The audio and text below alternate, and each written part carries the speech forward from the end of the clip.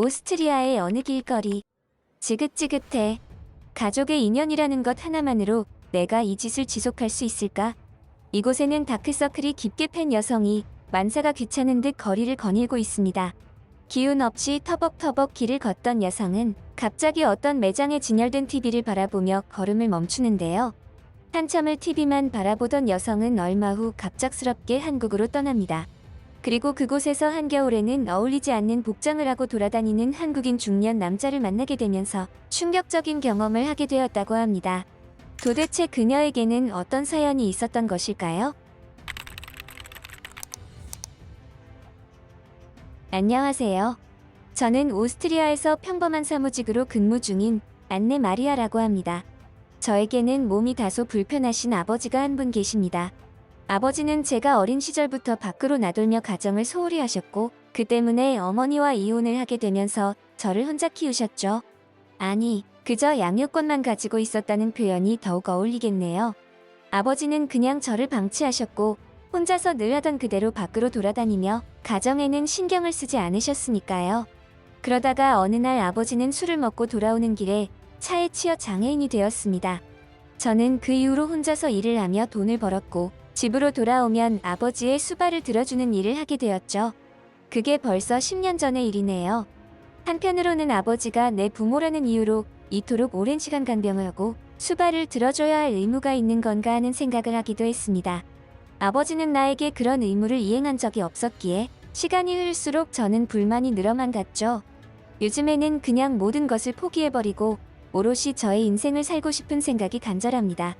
사랑하는 남자도 만나고 정상적인 가정을 꾸려서 아이도 낳으며 행복하게 사는 삶을 살고 싶었죠.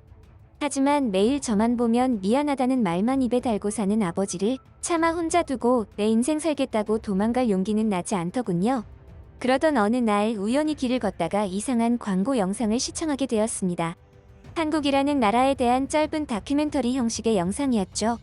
저는 평소에 사는 게 팍팍하다 보니 뉴스나 언론에 나오는 보도들은 보지 않았습니다. 그러다 보니 저에게는 한국이라는 나라가 있다는 것도 처음 알았어요. 저런 나라가 있었나? 그런데 선진국? 솔직히 제가 아는 선진국이라면 미국이랑 유럽권에 속한 나라가 전부였습니다. 선진국이 무슨 기준으로 선정되는지도 잘 알지 못했죠. 그저 나라가 부강하면 선진국이려나 하는 생각을 했을 뿐이었습니다. 제가 사는 오스트리아도 세계의 중심권에서 벗어나 있어서 초라해 보일 수는 있지만 그럼에도 불구하고 철강과 기계공업 위주의 산업 기반이 탄탄하여 선진국으로 불리고 있었습니다. 하지만 저는 잘 알고 있었죠. 나라가 선진국이라 해서 모든 국민들이 다 잘 살고 행복할 수는 없다는 것을 말이에요. 제가 그 산 증인이었죠. 하지만 제가 광고 영상에서 본 한국은 저에게 있어서 아주 큰 호기심이 생기게 했습니다. 자연과 도심이 어우러진 풍경에 각종 말도 안 되는 인프라 시스템이며 먹음직스러운 음식들이 저를 현혹하는 느낌이 들었죠. 저런 건 미국이나 유럽에서도 보기 힘든 것이었으니까요. 결국 저는 이 지긋지긋한 아버지의 수발 인생을 잠시나마 벗어나 오롯이 저만의 시간을 가지기로 했습니다. 한국이라는 생소한 선진국에서 말이에요. 한편으로는 과대 광고로 인한 한국이라는 나라의 다소 후진스러움에 조금은 실망하거나 불편을 겪을지도 모르지만 지금 당장은 이곳을 벗어나는 자체가 중요했습니다. 그렇게 저는 아버지를 요양시설에 잠시만 맡겨두고 여행을 떠났습니다. 처음 한국에 도착한 저는 순간적으로 내가 잘못 도착했나 싶은 생각을 했습니다. 비행기에서부터 내려다 보이는 공항의 모습에 식은땀이 날 정도였으니까요. 크고 화려한 공항의 모습. 그리고 실제로 공항에 들어선 저는 이곳이 한국이 맞다는 것을 알게 됐고 한층 이번 여행에 대한 기대감이 증폭했습니다. 공항이 이 정도라면 한국은 분명한 선진국이 맞을 것이라는 기대감이 들었죠. 그리고 한국에는 아주 맛있는 음식이 많이 있다는 이야기를 들은 터라 벌써부터 침이 고이는 느낌이었습니다. 하지만 저는 흥분을 가라앉히고 짐을 풀었고 여행 일정을 조율하기 위해 호텔을 찾았습니다. 이때 저는 호텔까지 도착하면서 한국이라는 나라가 얼마나 대단한 나라인지 새삼 느꼈습니다. 유럽 쪽이었다면 공항에 내려서 한참을 대기하며 목적지에 도착할 때까지 노숙을 하거나 긴 시간 동안 불편한 교통을 감수해야 하는 경우가 많았을 텐데 한국은 그저 한 번의 지하철 이용만으로 이 모든 것이 일사천리로 진행되었습니다. 한국의 겨울은 생각보다 몹시 추웠는데 호텔로 이동하던 저는 다소 충격적인 장면을 목격하게 되었고, 지금까지 제가 목격하고 느낀 모든 것들이 어쩌면 과대 포장된 모습일지도 모른다고 생각했습니다. 왜, 그런 것 있지 않습니까? 언뜻 보기에는 모든 사람이 행복하고 잘 사는 것처럼 보이지만 현실은 몹시 가난한 사람들이 넘쳐나는 다소 이중적인 면모들 말입니다. 지하철역을 빠져나와서 호텔로 가던 중 살갗이 아려오는 한국 겨울 날씨에 반팔티를 입고 돌아다니는 한국의 중년 남자를 목격했습니다. 딱 보기에도 가난해 보이는 그 남자는 어쩌면 한국의 실상을 그대로 보여주는 민낯이 아닐까 하는 생각마저 들게 했죠.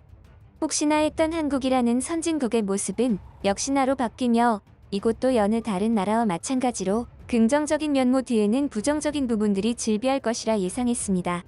이렇게 추운 한겨울에 돈이 없어서 겨울옷도 입지 못하는 사람이 있는 것을 보면 말이에요. 그나저나 아버지는 혼자 잘 지내고 있으려나? 지금쯤 목욕시켜드릴 시간인데. 뭐, 보호사들이 알아서 잘해주겠지. 당분간은 나한테만 집중하자. 그 의문의 미스터리 반팔티 중년 남자를 제외하곤 한국 여행은 대체로 환상적이었습니다. 고급스럽고 편리한 호텔부터 시작해서 한국의 음식들은 뭐가 이렇게 전부 다 맛있는지 제 입맛에 완전 딱 맞았죠. 음식 때문에라도 한국에 눌러 앉아버릴까 하는 생각마저 들 정도로 말이에요. 오스트리아로 돌아가도 생각날 것 같은 그런 음식들이 많았습니다.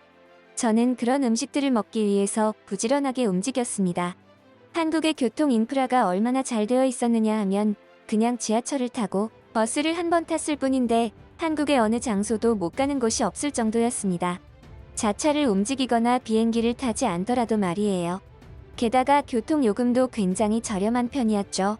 오스트리아에서는 어디 한 군데 들리려면 아주 작정하고 여행을 가득 짐을 챙기고 만일을 대비하여 준비물들이 엄청 많았는데 한국은 전혀 그럴 필요가 없었습니다. 그렇게 저는 음식 기행을 즐기며 한국의 교통 인프라에 흠뻑 빠져들고 있었는데 아주 특이한 경험을 했습니다. 버스를 탔는데 처음에는 한국의 교통 인프라가 이렇게 잘 되어 있는 줄 모르던 때라서 이것저것 챙긴 것이 많아 짐이 한가득 있을 때였습니다. 때마침 버스에는 좌석도 꽉 차서 꼼짝없이 서서 가야 했죠. 그때 제 앞에 앉아있던 할머니 한 분이 갑자기 제 짐에 손을 대더니 자신의 무릎 위에 올려놓는 게 아니겠어요? 처음에는 이 할머니가 순진한 얼굴로 제 짐을 훔치려는 줄 알고 소스라치게 놀랐는데 그 할머니는 다소 어설픈 영어로 짐이 무거울 텐데 가는 곳까지 자신의 무릎 위에 올려놓으라는 말을 하셨습니다. 그런데 저는 이상하게도 할머니의 그런 작은 관심에 눈물이 글썽거렸죠. 왜일까요? 지금 생각해봐도 정확하게 답이 나오진 않는 부분이었습니다. 한국에는 정이라는 감정 문화가 존재한다고 하는데 그런 따스함이 느껴졌기 때문일까요? 그 순간 오스트리아에 혼자 외롭게 계실 아버지가 떠올랐습니다. 아버지도 데리고 올 걸 그랬나 하는 생각을 했죠.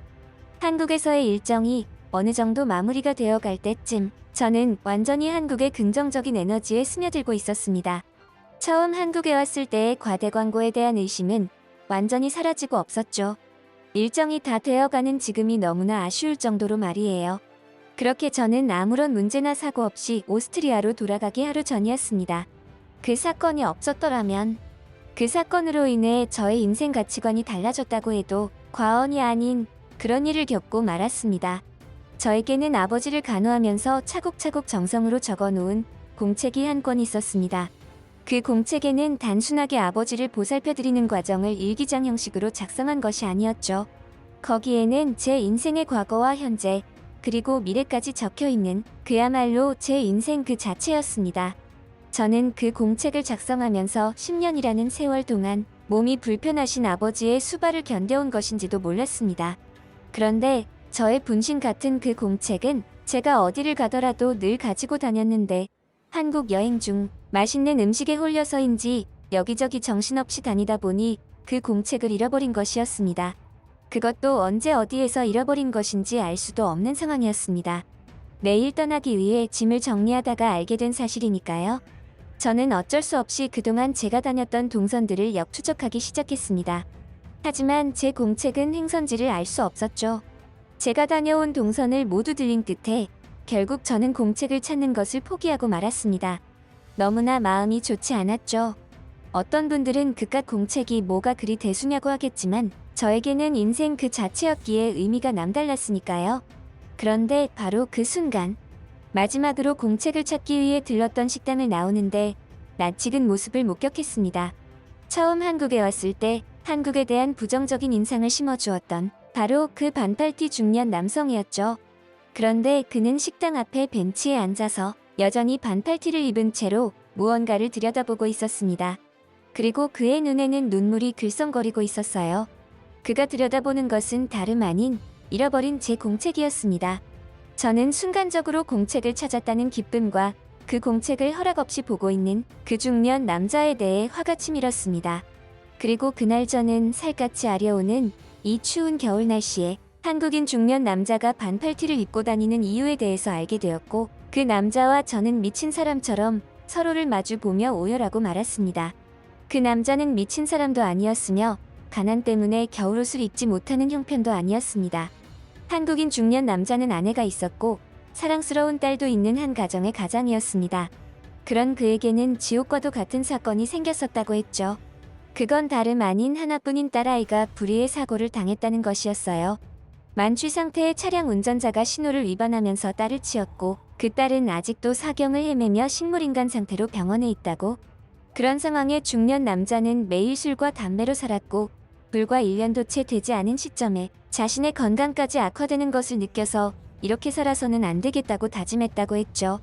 그리고 문득 딸을 생각하며 딸도 저렇게 살아보려고 의식이 없는 상태에서 애를 쓰고 있는데 아버지인 자신도 뭔가를 해야겠다고 생각해서 한겨울에 추위와 싸우게 된 것이라고. 그것을 견디다 보면 언젠가는 딸도 의식을 차릴 것이라고 생각하면서 말입니다. 그러면서 저에게 실례인 줄 알면서도 노트에 적힌 이야기가 너무나 공감되고 서글퍼서 자신도 모르게 집중해서 읽어버리고 말았다고 했죠. 저는 오스트리아에서 보았던 한국에 대한 광고 영상을 시청하게 된 것에 아주 큰 감사함을 느낍니다. 만약 제가 그것을 보지 못했더라면 한국이라는 나라에 대해서 알지 못했을 것이고 그곳에 여행을 가지도 않았을 테니까요. 그날 이후 오스트리아로 돌아온 저는 아버지와 아주 행복한 삶을 살고 있습니다. 이전에는 그저 서로 무뚝뚝하게 할 일만 했다고 한다면 지금은 뭐랄까? 좀 더 애틋해졌다고 할까요? 저에게 늘 미안하다는 말 외에는 하지 않던 아버지도 이제는 이런저런 부탁도 하시고 농담도 주고받죠. 가족끼리의 사랑이라는 것은 이런 게 아닐까요?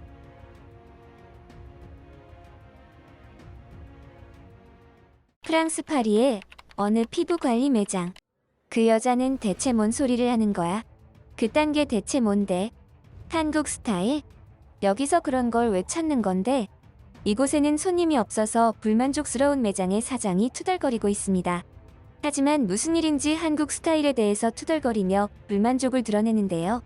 사실 이 매장은 얼마 전까지만 하더라도 이 지역에서는 알아주는 피부관리 매장이었습니다. 하지만 무슨 일인지 갑작스럽게 손님의 발길이 끊기게 되었고, 이곳 매장의 사장은 손님이 없어진 충격적인 이유에 대해서 알게 되자 분노를 감추지 못했다고 합니다. 도대체 그곳에서는 무슨 사연이 있었던 것일까요? 안녕하세요. 저는 프랑스에서 피부관리 매장을 운영 중인 마리앙느라고 합니다. 오늘 여러분들에게 공개하고자 하는 이야기는 제 인생에 있어서 한국이 어떠한 영향을 끼쳤는지 알려드리고자 합니다.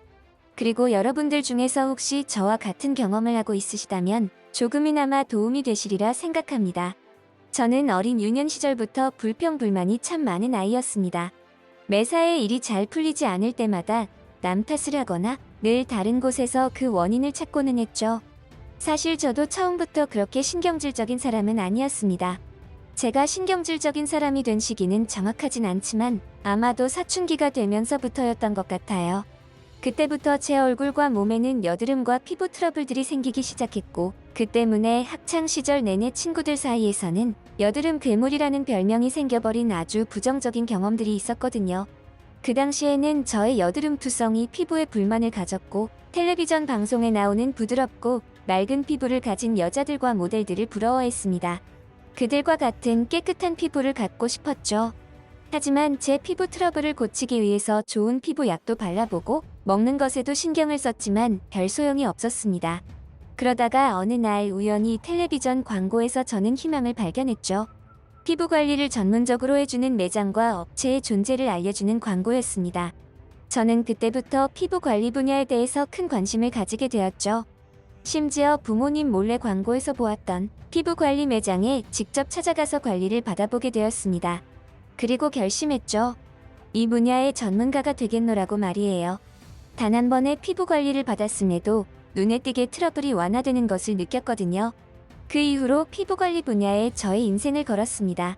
매사에 신경질적이던 저는 비로소 제가 하고 싶은 일을 찾은 느낌이었습니다. 피부 관리를 받으면서 저의 피부 관리가 좋아지는 것도 좋았지만 저와 같은 피부 트러블로 고민이 있는 사람들을 치유해주는 그 희열은 그보다 훨씬 더 좋았죠. 그야말로 이 일이 저에게는 천직이라는 것을 느끼게 하는 부분이었습니다. 하지만 한편으로는 화가 나기도 했습니다. 부모님에게 화가 났어요. 왜 진작 저에게 피부 관리 매장을 알아봐 주지 않았느냐고 화를 내기도 했죠. 진작에 그런 치료를 받았더라면 학창시절에 그렇게 놀림을 받지 않았을 거 아니냐면서 말이에요. 그리고 한편으로는 피부가 깨끗한 다른 친구들은 이미 그런 관리를 하고 있었을 것이라 생각했습니다. 그렇게 저는 성인이 되어 큰 꿈을 가지고 한동안 돈을 모으는 데 집중했고 어느 정도 목돈을 만든 저는 대출을 이용해서 기어이 피부 관리 매장을 개업했습니다. 이제는 피부 관리 분야가 저에게 있어서는 그 누구보다 자신 있는 분야였습니다. 그동안 엄청난 공부를 했고 또 노력을 기울인 저의 천직과도 같았죠. 저는 이 일에 저의 모든 것을 올인해왔고 앞으로도 그럴 작정이었습니다. 그리고 이 업계에서 최고의 자리에 오를 것이라 장담했죠. 지금 방송에서 나오는 유명 피부 관리사들의 자리는 미래에 제가 있을 자리라고 생각했습니다. 역시나 꾸준하게 노력하는 사람에게는 그에 준하는 보답이 따라오는 것 같았습니다. 매장을 오픈하고 많은 손님들이 찾아와 주었고 그 손님 한 분 한 분을 성심성의껏 대하다 보니 어느 정도 자리를 잡아가는 느낌이었죠. 이러한 결과가 나온 것에는 저 혼자만의 힘으로만 가능했던 것은 아니었습니다. 업종의 특성상 직원을 여러 명 채용해야 했는데 그 중에서 특히 아주 성실하고 착하고 자기 일처럼 가게 일을 해주는 직원이 한 명 있었습니다. 그 직원 덕분에 저는 가게의 중요한 일들까지 믿고 맡길 수 있어서 저희 매장이 더욱 빠른 속도로 성장하고 있는 느낌이었죠. 그러한 일들이 생기지 않았더라면 아마도 저의 성공은 더욱 빠른 시기에 찾아왔을지도 모르겠습니다. 어느 날부터 거짓말처럼 손님들 발길이 끊겼습니다. 이 업종의 특성상 웬만해서는 단골 손님이 한 번에 발길을 끊는 경우는 거의 없었기에 더욱 황당했죠. 피부 관리라는 것은 한 번의 치료나 서비스로 해결이 되는 문제가 아니라 장기적으로 관리를 꾸준하게 해줘야 하는 부분이기에 그랬습니다. 한동안 우리 매장에 일어나는 기이한 현상에 대해서 알 길이 없었던 저는 답답한 마음에 점심 식사를 마치고 주변 거리를 산책했습니다. 그리고 저는 산책 중 믿을 수 없는 장면을 목격하고 말았죠. 우리 매장과 불과 500m쯤 떨어진 장소에 새로운 피부 관리 매장이 개업을 했던 것입니다. 게다가 그곳에는 무슨 영문인지 손님들이 끊이지 않고 드나들고 있었어요.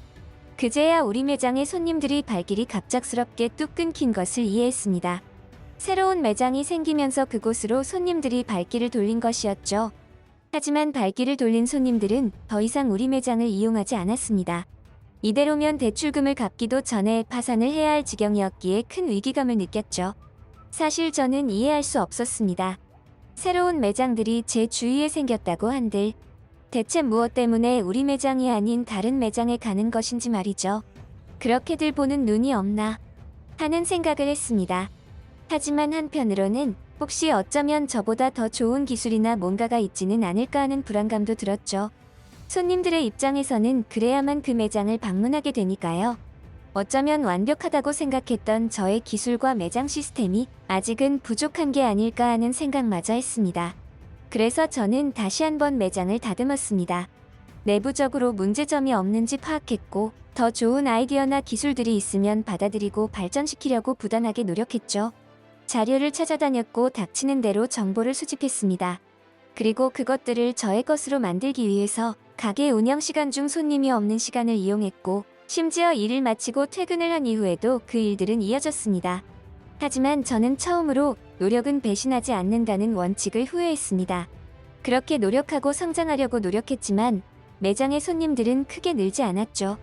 오히려 제가 발악할수록 근처에 새롭게 개업한 피부 관리 매장이 성행하는 느낌마저 들었습니다. 도대체 왜지? 우리 매장이 저 매장보다 못한 게 뭘까? 그냥 단순하게 운으로 치부하기엔 모든 것이 너무나 이상했습니다. 이렇게까지 저의 단골 손님들까지 모두 새로 생긴 매장에 빼앗긴 상황들이 말이죠.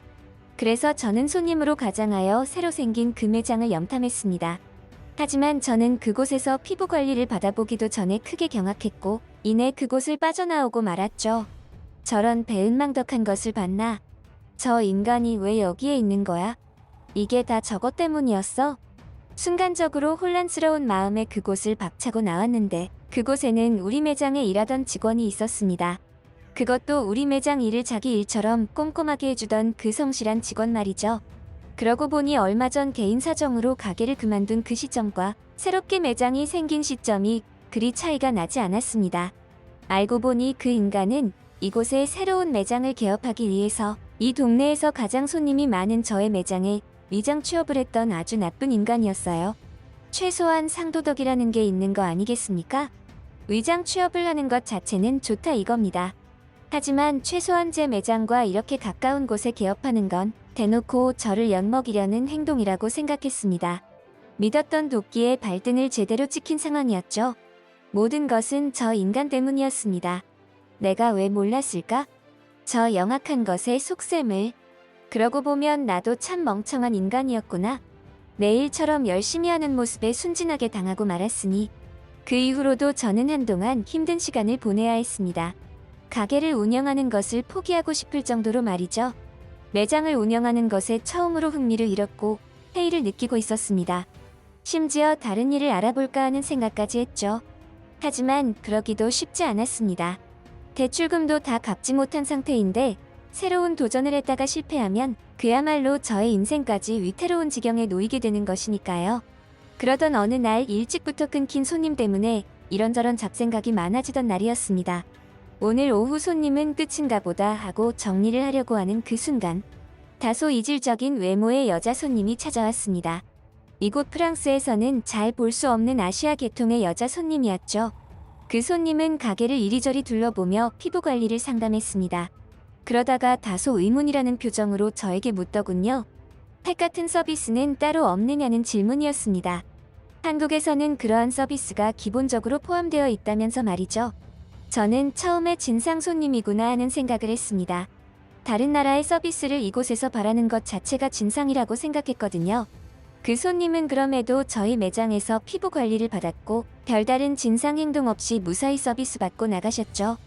한국인이었던 그 손님이 나간 이후에도 저는 한동안 투덜거렸습니다. 그 여자는 대체 뭔 소리를 하는 거야? 그딴 게 대체 뭔데? 한국 스타일? 여기서 그런 걸 왜 찾는 건데?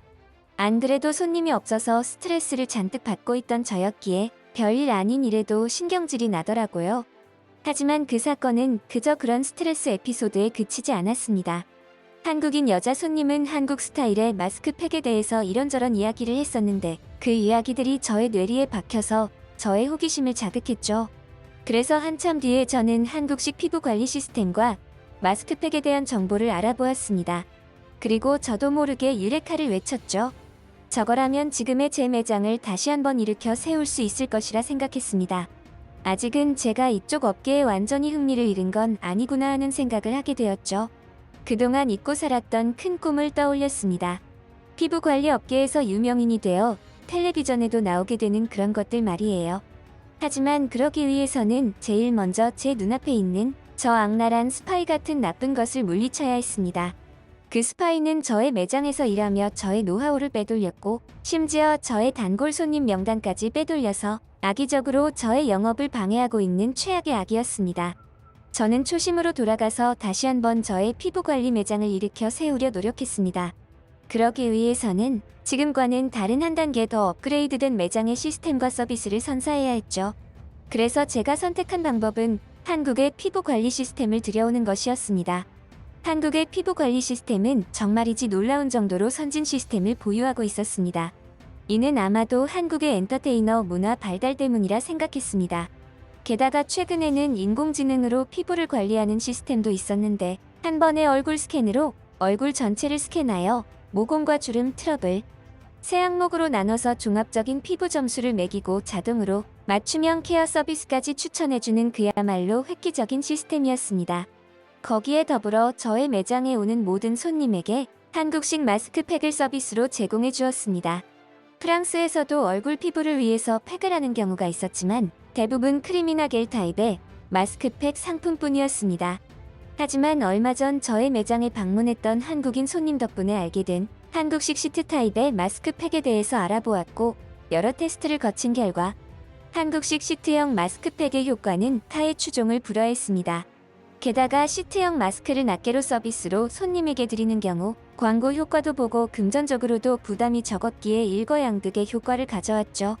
새롭게 바꾼 한국식 피부 관리 시스템의 효과는 그야말로 굉장했습니다. 프랑스에서 피부 관리에 신경 좀 쓴다고 하는 여자들은 죄다 우리 매장에 발을 들이는 느낌이었어요. 그야말로 초대박이 난 것이죠. 결국 저는 깨달았습니다. 어떤 현상이나 결과에 대해서 모든 것을 타인의 탓으로 돌리던 제 생각이 완전히 잘못되었다는 것을 말이에요. 결국 제가 어떠한 방향으로 어떤 선택을 하느냐에 따라서 이처럼 완전히 다른 결과를 얼마든지 낼 수 있다는 것을 더 이상 저는 매장의 기밀성 정보들을 직원들에게 공유하지 않았습니다. 사람을 믿고 안 믿고의 문제가 아니라 결국에는 그것이 제 사업의 비전과도 맞물려 있는 중요한 부분이었기에 당연한 일이었죠. 그날 이후 저는 지역 방송이긴 하지만 방송에도 출연했으며 아직도 동네에서 가장 잘 나가는 피부 관리 매장을 운영 중에 있습니다. 최근에는 다른 지역에도 분점을 내기 위해서 열심히 준비 중이죠. 그리고 우리 동네 근방의 반경 3km 안에는 이제 피부 관리 매장이 거의 사라졌습니다. 저 혼자 살아남았죠. 기존의 매장들은 항복을 선언하고 폐업하거나 지점을 옮기는 선택을 했습니다. 저의 뒤통수를 야무지게 쳤던 직원이 개업한 그 매장도 포함해서 말입니다. 저의 사연을 듣는 많은 분들에게 말하고 싶은 것이 있습니다.